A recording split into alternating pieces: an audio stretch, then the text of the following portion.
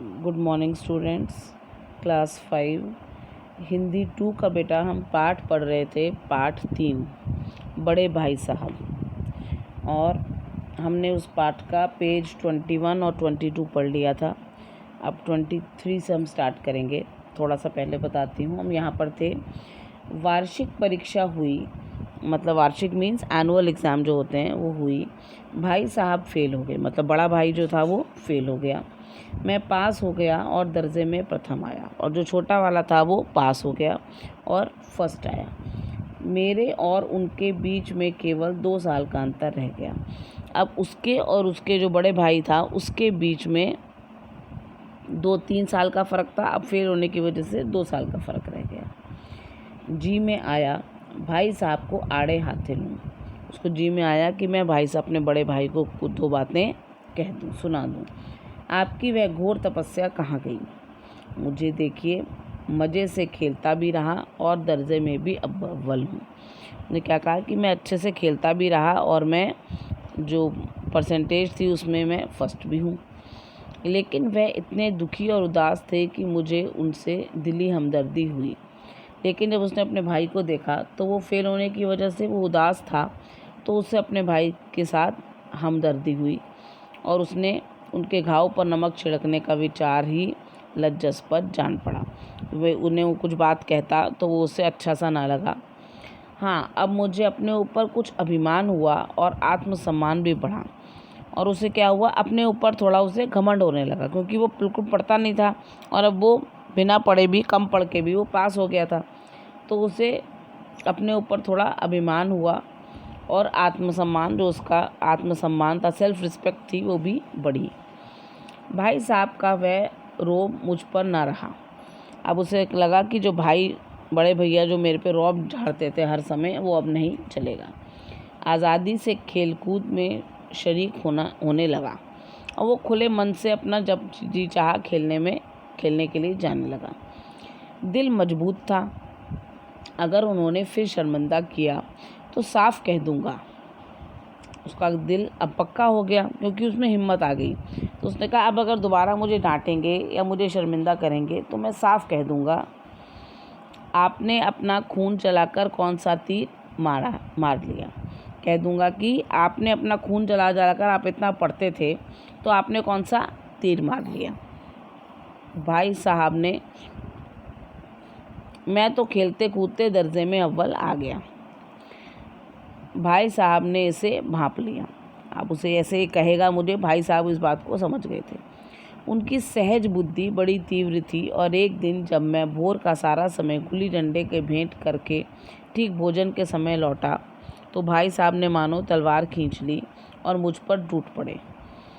अब उसे घमंड हो गया था कि मैं तो अच्छे नंबर लाया ही हूँ, तो वो हर टाइम खेलने में अपना समय बिताने लगा। एक बार जब वो सुबह के समय सारा समय उसने अपना गुल्ली डंडे में व्यतीत कर दिया और सीधा भोजन के समय, जब वो लंच के समय वापस घर में आया तो बड़े भाई को गुस्सा आया और उसने गुस्से में उसे देखने लगे और कहा उन्होंने, इस साल पास हो गए और दर्जे में अव्वल आ गए तो तुम्हें दिमाग हो गया है। उसने क्या कहा, उसके बड़े भाई ने, कि इस साल तो तुम फर्स्ट पोजीशन ले आए हो और इसलिए तुम्हें घमंड आ गया है।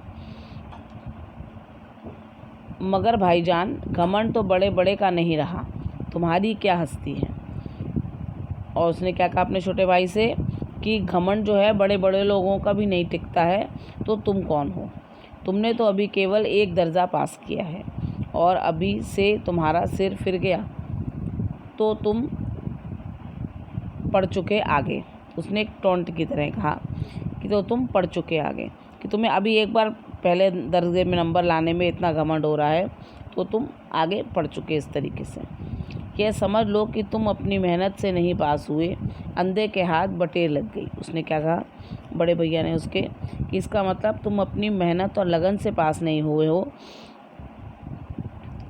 मगर बटेर केवल एक बार हाथ लग सकती है, बार बार नहीं। मतलब जिसको कुछ नहीं आता और उसके नंबर आ गए, तो उसी तरह ये कहावत है, अंधे के हाथ बटेर लग गई। और ये बटेर बार बार नहीं लगती है। मेरे फेल होने पर मत जाओ, मेरे दर्जे में आओगे तो दांतों पसीना आ जाएगा। बड़े भैया ने क्या कहा कि मेरे फेल होने पर मत जाओ, मेरी कक्षा तक आओगे, मेरे क्लास तक आओगे तो तुम्हें दांतों पसीना आ जाएगा। मतलब इतना पढ़ना पड़ेगा तब तुम्हें समझ आ जाएगा कि कैसे पढ़ाई होती है। जब अलजेब्रा और ज्योमेट्री के लोहे चने चबाने पड़ेंगे और इंग्लिस्तान का इतिहास पढ़ना पड़ेगा। बड़े भाई ने कहा जब अलजेब्रा और ज्योमेट्री पढ़नी पड़ेगी और इंग्लिस्तान का इतिहास पढ़ना पड़ेगा। बादशाहों के नाम, इतिहास क्या होता है? हिस्ट्री। बादशाहों के नाम याद रखना आसान नहीं, और जो उस ज़माने में जो बादशाह होते थे, उनके राजा होते थे, उनके नाम याद रखने होंगे तो वो रखना आसान नहीं है।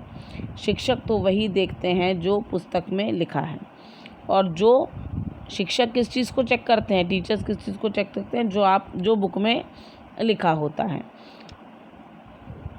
चाहते हैं कि लड़के अक्षर अक्षर रट डालें, और इसी रटंत का नाम शिक्षा रख छोड़ा है। मेरे दर्जे में आओगे लाला तो ये सारा पापड़ बेलने पड़ेंगे और तब आटे दाल का भाव मालूम होगा। अब बड़े भैया ने कहा कि तुम इस बात पर घमंड मत करो, जब बड़ी कक्षा में आओगे और जब ये ज्योमेट्री, अलजेब्रा, इतिहास के राजाओं के नाम याद करने पड़ेंगे तब तुम्हें समझ आ जाएगा कि तुमने कैसे पढ़ना है। इस दर्जे में अव्वल आ गए हो तो ज़मीन पर पाँव नहीं रखते, इसलिए मेरा कहना मानिए।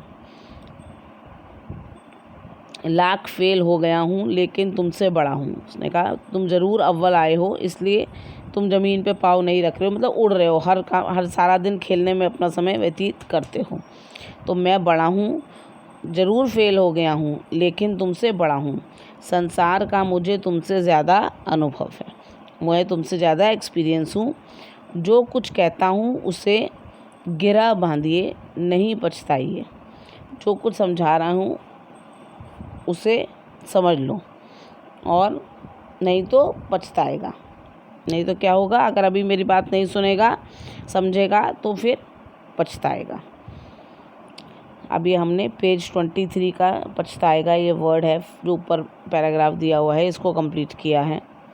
ठीक है, एक और थोड़ा सा कर लेते हैं। फिर सालाना इम्तिहान हुआ। सालाना मीन्स एनुअल, फिर से एनुअल।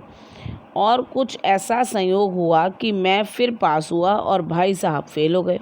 अब दोबारा से एनुअल एग्ज़ाम जब हुए, फिर से उसके भैया फेल हो गए और वो पास हो गया। भाई साहब ने बहुत अधिक परिश्रम किया, कोर्स का एक एक शब्द चाट गए थे। 10 बजे रात तक इधर उधर, 4 बजे भोर से उधर, 6 से 9:30 तक स्कूल जाने से पहले मुद्रा कांतिहीन हो गई थी, मगर बेचारे फेल हो गए।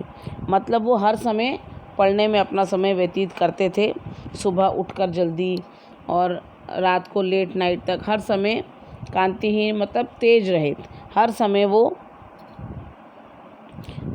सोते भी नहीं थे, और अब 9:30 बजे तक स्कूल से जाने से पहले भी धीरे धीरे हर समय पढ़ते रहते थे, मगर वो फेल हो गए। मुझे उन पर दया आती थी। नतीजा सुनाया गया तो वह रो पड़े और मैं भी रोने लगा। मतलब जब रिज़ल्ट आया तो उसके भैया रोने लगे और वो भी रो पड़ा। अपने पास होने की खुशी आधी हो गई। जब भाई आपका फेल हो जाएगा तो आपको भी उतनी खुशी अपने पास होने की भी नहीं रहती, तो उसी की तरह उसके पास होने की खुशी भी आधी हो गई। मैं भी फेल हो गया होता तो भाई साहब को इतना दुख ना होता, लेकिन विधि की बात कौन टाले। उसने कहा कि अगर मैं भी फेल हो जाता तो भैया को इतना दुख ना होता। ठीक है, मगर जो ईश्वर की मर्जी है उसके आगे किसी की नहीं चलती। तो ये हमने पेज 23 तक किया है। अब हम नेक्स्ट उसमें पेज 24 स्टार्ट करेंगे। आज के लिए इतना ही, धन्यवाद।